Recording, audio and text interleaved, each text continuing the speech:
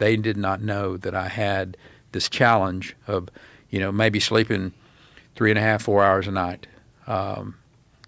being anxious at times to the point of being never dysfunctional. But from my perspective, I'm probably some people out there in the political world said, "Hell, Perry, you were dysfunctional the whole damn time." What are you talking about? Anyway, beside the point.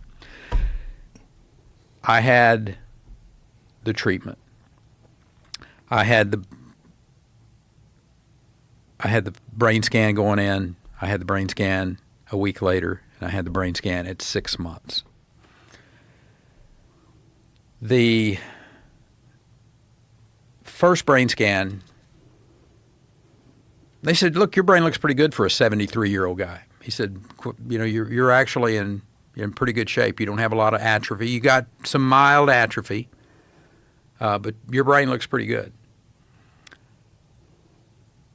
The week after scan showed a 27% increase in the prefrontal cortex of my brain.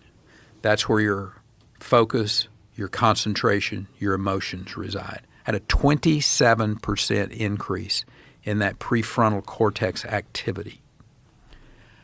My 6-month scan, I have a dear friend who's a neurosurgeon from Tyler,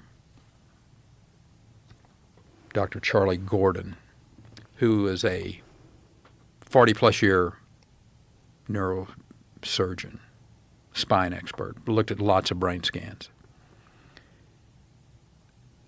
A respectful skeptic of this. When I told him I was going to be treated with this compound called ibogaine, this psychoactive compound, he was recoiled a little bit. He was like, "You need to be really careful with that."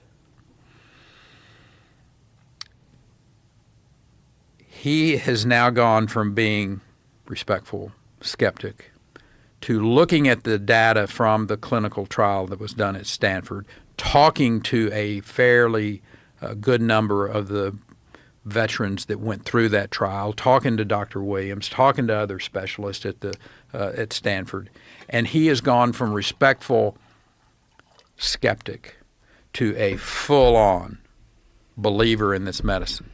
I mean, an absolute supporter that this medicine does what it says it does. It heals people of addictions. It heals from PTSD. This medicine does what it does, and we're